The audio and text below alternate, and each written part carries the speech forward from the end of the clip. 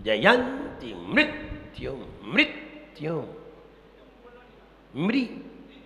मृत्यु मृत्युम नहीं मृत्युम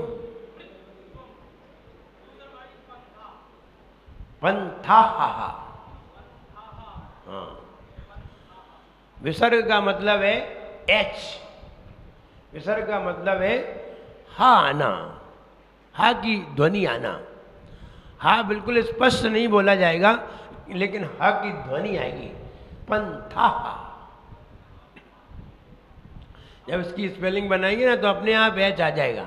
जब आपके प्रोनाउंसिएशन के अनुसार अगर स्पेलिंग बनेगी तो एच आ जाएगी। और आपने कहीं बोल दिया पंथा तो वो PANTHA बना देगा पंथा। अब पंथा PANTHAH अब बनेगा पंथा। HAH नहीं, H के बाद ये क्यों आएगा? जब आधा है हलंत है, पूरा का है, पूरा होता तो ए आता।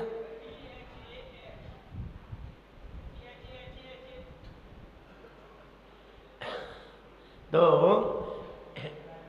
विसर्ग का मतलब है केवल एच, एच ए नहीं है। एच ए माने पूरा हो गया, स्वर आ गया उसमें, स्वर आया ही नहीं है, इसलिए केवल एच की ध्वनि है। वो ध्वनि उसमें इस प्रकार की आती है विसर्ग की। शिरोरोग नाशक, शिरोरोग सिर में होने वाला रोग। ध्यान रहे, ये छोटे मोटे रोग नहीं होते, छोटी मोटी तो बीमारियां होती हैं। जैसे सिर में दर्द हो रहा है, पीड़ा हो रही है, और कहीं पेट में दर्द हो रहा है, ये हाई पावर रोग नहीं है, छोटे छोटे रोग हैं।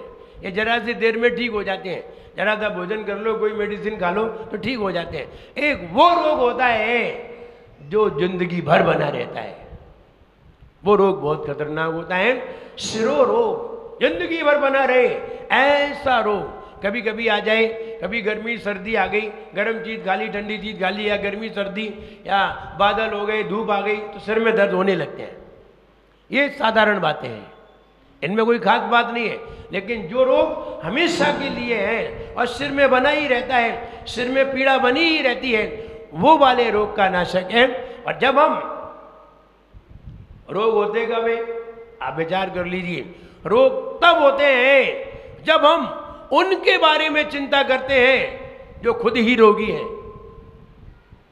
उनकी अगर चिंता करते हैं हमारे सिर में दर्द होने लगता है। आप उनके बारे में विचार करिए जिनके सिर में रोग नहीं है, जो राग द्वेष से रहित हैं, जो स्वयं रोगों को मिटाने में लगे हुए हैं। उनके बारे में चिंता करिए, उनके बारे में चिंतन करिए, आपके दिमाग में दर्द नहीं होगा। भगवान का कितना भी चिंतन करिए, कोई दर्द नहीं होगा। अपने बारे में, आत्मा के गुणों के बारे में कितना भी विचार करिए, 1 घंटे नहीं, 2 घंटे नहीं, 10 घंटे करते रहिए, आपके सिर में दर्द नहीं होगा। लेकिन ध्यान दें, अपना विचार करने में बहुत ताकत लगती है, दूसरे के विचार करने में उतनी ताकत नहीं लगती जितना अपना विचार करने में ताकत लगती है। क्योंकि अपना विचार करने में हमें चारों तरफ से हटना पड़ता है और पूरे कलेक्ट होकर के पूरी ताकत पूरे दिमाग पे लानी पड़ती है, तब कहीं जाकर के हम अपने आप के बारे में सोच पाते हैं। दूसरों के बारे में सोचने के लिए ज़्यादा सोचने की जरूरत नहीं है, सिर्फ दिमाग लगाना है और अपने बारे में सोचने के लिए पूरी आत्मा की ताकत एक तरफ लगा देना है, तब भी हम अपने आप को जान नहीं पाते। और दूसरों को जानने में क्या लगता है? खोपड़ी को जानना है, दिमाग को जानना है। दूसरों से हम कई दिनों से परिचित हैं, अपने आप से कभी भी परिचित नहीं हुए।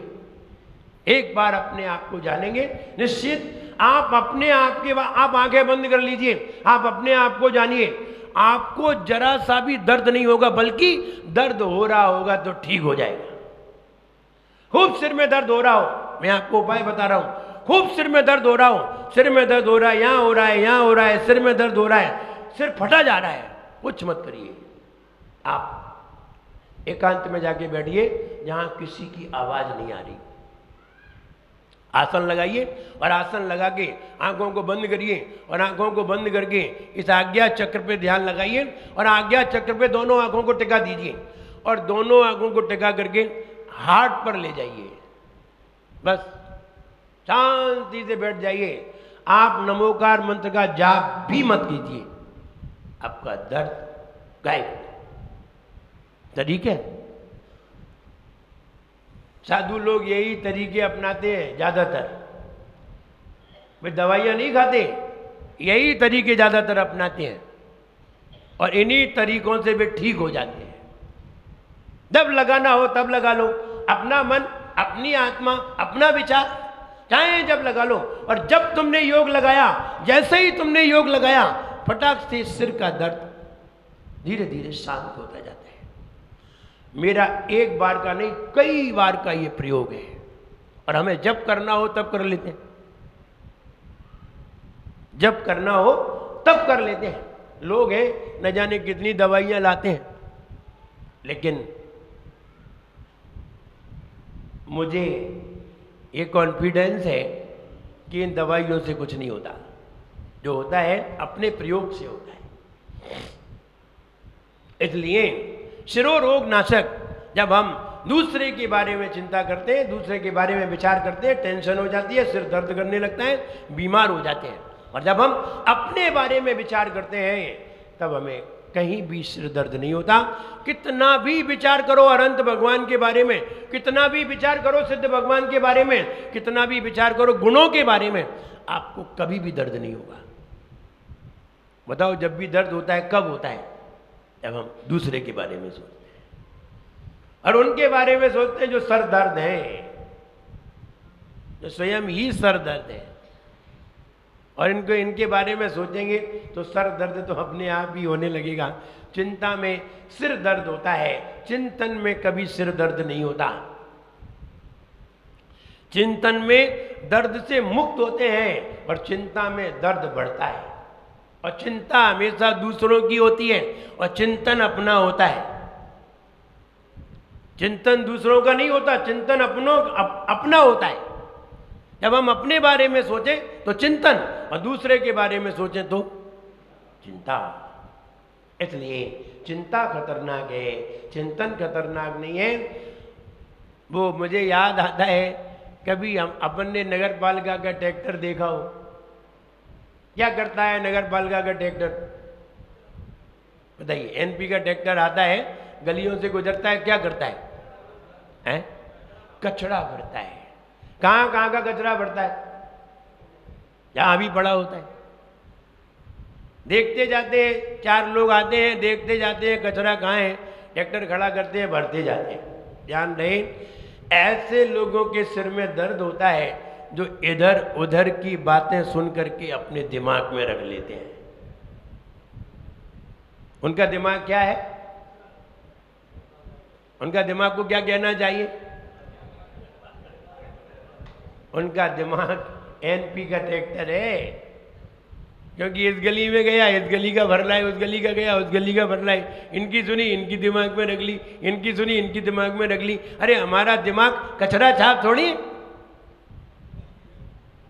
जो जहां देखो वहां की बातें रख ले। अरे हमारा दिमाग स्वर्ण का पात्र है, और स्वर्ण का पात्र उसी का होता है जो स्वर्ण का पात्र होता है, उसी का दिमाग बहुत अच्छा होता है। स्वर्ण के पात्र में अन्य पात्र में क्या अंतर है समझिए। गाय का दूध, बकरी का दूध, भैंस का दूध आप स्टील की बाल्टी में रख सकते हैं, स्वर्ण की बाल्टी में भी रख सकते हैं, चांदी की बाल्टी में भी रख सकते हैं, लेकिन शेरनी का दूध स्टील की बाल्टी में नहीं रखा जाता। शेरनी का दूध चांदी की बाल्टी में नहीं रखा जाता, शेरनी का दूध लोहे की बाल्टी में नहीं रखा जाता। शेरनी का दूध काय में रखा जाता है? क्यों रखा जाता है? क्यों रखा जाता है? क्योंकि जैसे कपड़े पर तेजाब डालने पर कपड़े में छेद हो जाता है, वैसे ही स्टील आदि की बाल्टी में शेरनी का दूध डालने पर उसमें छेद हो जाते हैं। इतना एसिड होता है उस दूध में, इसलिए हर किसी को पीने के काम नहीं आता। वो शेरनी का दूध शेर के बच्चे ही पीते हैं। इसलिए जुनवाणी है, अगर हमें अपने दिमाग में कोई बातें रखनी है तो इधर उधर की कचरे छाप बातें नहीं, जुनवाणी की बातों को अपने दिमाग में रखो। ये जनेंद्र भगवान की वाणी है, और जनेंद्र भगवान की वाणी अपने दिमाग में रखोगे तो तुम्हारा ये मेमोरी कार्ड अगर 4 GB का होगा तो फौरन 8 GB का हो जाएगा, फौरन 16 GB का हो जाएगा, इलाज होता चला जाएगा। जनेंद्र भगवान की बात को रखने के लिए बहुत बड़ा दिमाग चाहिए। इसलिए तुम उनकी बात अपने दिमाग में रखना प्रारंभ करोगे, पहले ही तुम्हारा दिमाग बड़ा कर दिया जाएगा, क्योंकि छोटे दिमाग में जनेंद्र भगवान की वाणी समाती नहीं है। उन लोगों के दिमाग में जो लोग रात्रि में भोजन करते हैं, रात्रि में पानी पीते हैं, रात्रि में दूध आदि पीते हैं, जो लोग गुटखे आदि खाते हैं, जो लोग स्मोकिंग आदि करते हैं, ऐसे लोगों के दिमाग में जनेंद्र भगवान की वाणी नहीं जाती। ये तो नगर पालिका का ट्रैक्टर है, इसमें जनेंद्र भगवान की वाणी डालने के काबिल नहीं है। इसलिए जो शुद्ध सात्विक हुआ करते हैं उनके दिमाग में जनेंद्र भगवान की वाणी जाती है। मुझे याद आता है, मेरे पिताश्री थे, वो कहा करते थे आलू नहीं खाया करो। मेरी उम्र उस समय 20 या 21 साल की होगी। कहा करते थे आलू नहीं खाया करो, छोटे से ही कहा करते थे, रात्रि में नहीं खाया करो, लेकिन छुप छुप के खा लिया करते थे। लेकिन मेरे पिताजी की एक विशेषता तो थी, वो ये विशेषता थी, उन्होंने कभी अपने हाथ से आलू नहीं खरीदे। सब्जी मंडी जाया करते थे, आलू नहीं खरीदते थे। आलू हम खरीद के ना देंगे, ना खाने को लाएंगे, ना खिलाएंगे, ना खाएंगे। कभी आलू नहीं, चाहे कोई कहे कि आलू नहीं, आलू नहीं जाएंगे, दूसरे लोग लाते थे। विशेषता थी, तुम चाहे खाओ चाहे नहीं खाओ, मुझे मतलब नहीं है। तो कहने का मतलब ये कि अच्छे विचार रहा करते थे, और अच्छे विचार से वो रात्रि में मना करते थे कि रात्रि में भोजन मत किया करो, रात्रि में हम ये खाना आदि नहीं खाया करो और आलू आदि नहीं खाया करो। लेकिन हम लोग छुप छुप के खा लेते, सामने नहीं खा सकते थे, सामने खा लिया तो फिर पिटाई ही हो जाती। लेकिन जैसे ही हमने शास्त्रों को पढ़ना प्रारंभ किया और शास्त्रों को पढ़ा, और शास्त्रों का जैसे ही हमने शाब्दाचार संग्रह भाग 3 उसका अध्ययन किया, तो अध्ययन करते करते ही रात्रि में भोजन पानी सबका त्याग हो गया। अध्ययन करते करते ही रात्रि में पानी, रात्रि में भोजन, आलू प्याज जमीकन सब त्याग कर दिया। कहिए ये है जुनवाणी का असर। हम जिनेंद्र भगवान की वाणी पढ़े और हमारे अंदर असर ना आए, तो इसका मतलब है आप जिनेंद्र भगवान की वाणी अंदर नहीं ले जा रहे हो, सिर्फ बाहर बाहर आप उसको समझ रहे हो। अंदर जैसे ही जाएगी असर करेगी, मानेगी नहीं। और फिर ये तो बात सही है, शेरनी का दूध जिनेंद्र भगवान की वाणी के समान है, ये स्टील की बाल्टी में नहीं जाता। बस इतना ही समझना है, अपने आप समझ में आ जाए। किसकी वाणी है? जिनेंद्र भगवान की वाणी है, शेरनी का दूध है। इसके लिए सोने का पात्र चाहिए, हो तो ठीक है, और नहीं हो तो पढ़ते रहो।